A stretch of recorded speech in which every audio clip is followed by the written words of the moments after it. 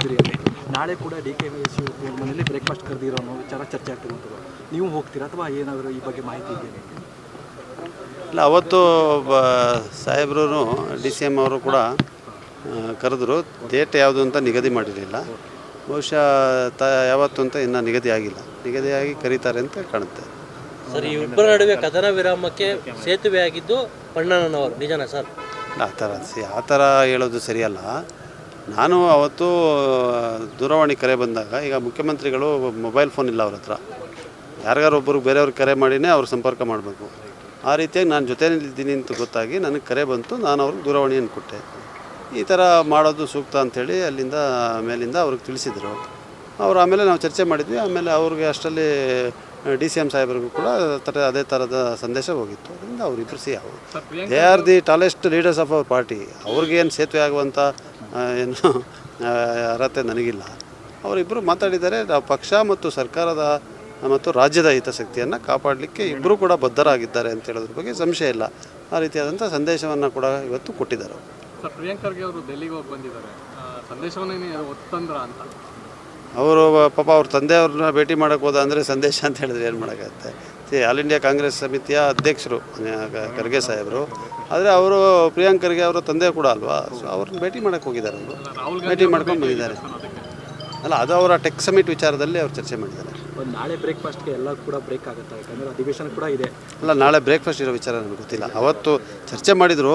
ಮಂಗಳವಾರ ಕರೆಯೋದಾ ಬುಧವಾರ ಕರೆಯೋದಾ ಅಂತ ಮಾತಾಡ್ತಾಯಿದ್ರು. ನಾವು ಚರ್ಚೆ ಮಂಗಳವಾರ ಮಾಡ್ಬೋದು, ಆದರೂ ನಾನು ತಿಳಿಸ್ತೀನಿ ಅಂತ ಹೇಳಿದರು DCM ಅವರು. ಸೊ ಈಗ ಸಚಿವ ಸಂಪುಟ ವಿಸ್ತರಣೆ ಬಗ್ಗೆ ಅದು ಸಹ ಸ್ಟಾಪ್ ಆಯ್ತಾ? ಈಗ ಒಂದೇ ಒಂದು ಇರೋದು ನಮ್ಮ ಗುರಿ. ಈ ಬಾರಿ ನಡೆಯುವಂಥ ಅಧಿವೇಶನದಲ್ಲಿ ಸರ್ಕಾರದ ಮೇಲೆ, ಪಕ್ಷದ ಮೇಲೆ ಮಾಡುವಂಥ ಅಪಪ್ರಚಾರಗಳನ್ನು ಸಮರ್ಥವಾಗಿ ಎದುರಿಸುತ್ತದೆ ನಮ್ಮ ಗುರಿ.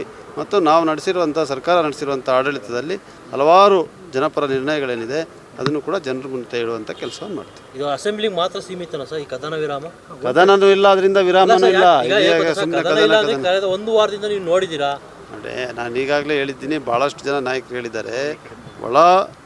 ಒಂದು ನಮ್ಮ ಆಂತರಿಕವಾದಂಥ ಪ್ರಜಾಪ್ರಭುತ್ವದಲ್ಲಿ ವಿಶ್ವಾಸ ಇರುವಂಥ ಪಕ್ಷ ಕಾಂಗ್ರೆಸ್ ಪಕ್ಷ. ಇದರಲ್ಲಿ ಚರ್ಚೆ ಆಗ್ತದೆ. ಸಾಮೂಹಿಕ ನಾಯಕತ್ವದಲ್ಲಿ ಚುನಾವಣೆಯನ್ನು ಎದುರಿಸಿದ್ದೇವೆ. ಅದರಿಂದ ಸಹಜವಾಗಿ ದೊಡ್ಡ ಮಟ್ಟಕ್ಕೆ ಬೆಳೆದಿರುವಂಥ ಉನ್ನತ ಮಟ್ಟದ ನಾಯಕರು ಇದ್ದಾರೆ ನಮ್ಮ ಪಕ್ಷದಲ್ಲಿ. ಸಹಜವಾಗಿ ಚರ್ಚೆ ಆಗೋದರಲ್ಲಿ ತಪ್ಪೇನಿಲ್ಲ. And we are believe in democracy, internal democracy. ಇದಾಗುತ್ತೆ. ಅದನ್ನು ನೀವು ಕದನ ಅಂತ ಕೇಳ್ತಾ ಇದ್ದೀರಾ? BJP ಅವರ ಒಂದು ಆರೋಪ ಇದೆ, ಇದು ಕೇವಲ 40 ದಿನ ವ್ಯಾಲಿಡಿಟಿ ಅಷ್ಟೇ, ಮತ್ತೆ ಶುರು ಆಗುತ್ತೆ ಅನ್ನೋದು ಕೂಡ ಅವರು ಹೇಳ್ತಾರೆ. ಅಂದರೆ BJP is A failed opposition in Karnataka. BJP ಅಸಮರ್ಥವಾದಂಥ ವಿರೋಧ ಪಕ್ಷ ಇಡೀ ದೇಶದಲ್ಲಿ ಯಾವ್ದಾರಿದ್ದರೆ ಅದು ಕರ್ನಾಟಕದ ಭಾರತೀಯ ಜನತಾ ಪಕ್ಷ. 4-5 ಗುಂಪುಗಳಲ್ಲಿ ಒಡೆದು ಪಾಪ ಅವ್ರ ಸಮಸ್ಯೆಗಳನ್ನೇ ಬಗೆಹರಿಸ್ಕೊಳ್ಳೋಕ್ಕಾಗ್ತಿಲ್ಲ. ಅದಕ್ಕೆ ಗೂಬೆ ಕುಣಿಸುವಂಥ ಕೆಲಸವನ್ನು ಮಾಡ್ತಾಯಿದ್ದಾರೆ. ಈಗ 3 ಜನ ಯಾಕೆ ಉಚ್ಚಾಟನೆ ಮಾಡಿದ್ರು ಅವ್ರ ಪಕ್ಷದಿಂದ? ವಿರೋಧ ಪಕ್ಷದಲ್ಲಿ ಇದ್ಕೊಂಡು ಅಧಿಕಾರಕ್ಕೆ ಕಚ್ಚಾಟ ಕೇಳಿದ್ದೀವಪ್ಪ. ವಿರೋಧ ಪಕ್ಷದಲ್ಲಿ ಕಚ್ಚಾಟ ಕೇಳಿದ್ದೀರಾ? ವಿರೋಧ ಪಕ್ಷದಲ್ಲಿ ಇದ್ಕೊಂಡು ಅವರ ಶಾಸಕರನ್ನೇ ಉಚ್ಚಾಟನೆ ಮಾಡುವಂಥ ಪರಿಸ್ಥಿತಿನಲ್ಲಿರುವಂಥವ್ರ ಮಾತುಗಳನ್ನ ನೀವು ಕೇಳಿ, ದಯವಿಟ್ಟು ಪ್ರಶ್ನೆ ಕೇಳಬೇಡಿ.